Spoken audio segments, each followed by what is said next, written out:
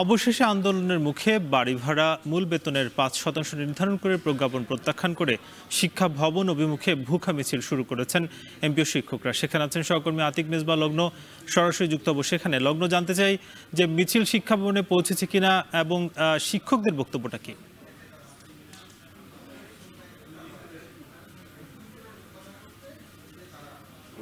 শিক্ষা ভবন যে মোড় রয়েছে সেই মোড়েই কিন্তু পুলিশ এখানে ব্যারিকেড দিয়েছে, অর্থাৎ শহীদ মিনার থেকে যে মিছিলটি চলে এসেছিল সেই ভুখা মিছিলটি কিন্তু এখন অবস্থান করছে কার্জন হলের পাশে, অর্থাৎ শিক্ষা ভবনের সামনে যে ব্যারিকেড রয়েছে সেখানে আমরা দেখেছি শিক্ষকরা যারা রয়েছেন এবং তাদের সাথে শিক্ষক নেতারা যারা রয়েছেন, দেলোয়ার হোসেন আজিজি তিনি কিন্তু ৩টার দিকে শহীদ মিনারে গিয়েছেন, সেখানে গণমাধ্যমের সাথে কথা বলেছেন, যারা আন্দোলনকারী রয়েছেন সবার সাথে কথা বলে সবাইকে বিস্তারিতভাবে জানিয়েছেন এবং এটি নিশ্চিত করেছেন যে আসলে এখানে যারা রয়েছে তারা যেন নির্বিঘ্নে শান্তিপূর্ণভাবে একটি ভুখা মিছিল পালন করতে চায় এবং সেজন্যই কিন্তু তারা এখানে অবস্থান করছেন। তবে পুলিশ একটি শক্ত ব্যারিকেড দিয়েছে, এজন্যই তারা আসলে তার সামনে অবস্থান করছেন, স্লোগান দিচ্ছেন, তারা নিজেদের প্লাকার্ডের মাধ্যমে প্লেটের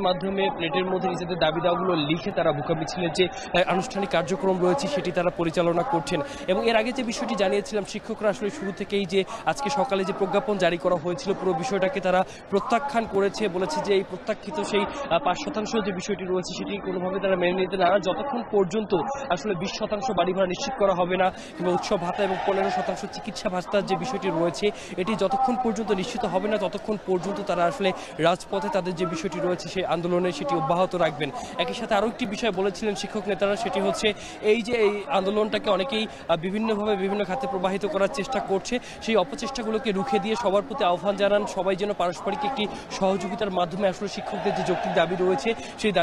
দাবিকে পূরণ করা হয়। এবং আরও একটি বিষয় বলেছেন, এই দাবির সাথে এই আন্দোলনের সাথে আসলে আসছে যে ত্রয়োদশ জাতীয় সংসদ নির্বাচন রয়েছে সেই নির্বাচন বানচালের আসলে কোনো সম্পর্ক নেই, সবকিছু সম্পর্কহীন, অর্থাৎ শিক্ষকরা নেহাত তাদের নিজেদের যে দাবি দেওয়া নিজেদের যে অধিকারের বিষয়টি রয়েছে সেই অধিকার পালনের জন্যই মূলত শিক্ষকরা এখানে এসেছেন এবং একই সাথে তারা আসলে শ্রেণীকক্ষেই ফিরে যেতে চান। তবে যেহেতু তারা শ্রেণীকক্ষে আপাতত পাঠদান বন্ধ রেখে আসলে এখানে এসেছেন, তারা ঢাকায় অনেক দূর দূরান্ত থেকে বিভিন্ন মফস্বল শহরগুলো থেকে যারা শিক্ষকরা রয়েছেন তারা আসলে এখানে এসেছেন, এমপিভুক্ত শিক্ষকরা তারা আসলে মূলত নিজেদের যে দাবি দেওয়া একান্তভাবে আসলে তারা নিজেদের আসলে পারিবারিকভাবে চলার জন্য সচ্ছলতার জন্য যে একান্ত দাবিগুলো রয়েছে সেই দাবিগুলো নিয়েই কিন্তু এখানে এসেছে। তো এই জায়গা থেকে আসলে তারা এখন পর্যন্ত এখানে তাদের আন্দোলন অব্যাহত রেখেছেন, তারা বলেছেন শান্তিপূর্ণ কর্মসূচির মাধ্যমে তারা পুনরায় শহীদ মিনারে ফিরে যাবে। তো সাকিব, এই ছিল আমার এখান থেকে সর্বশেষ। সাকিব।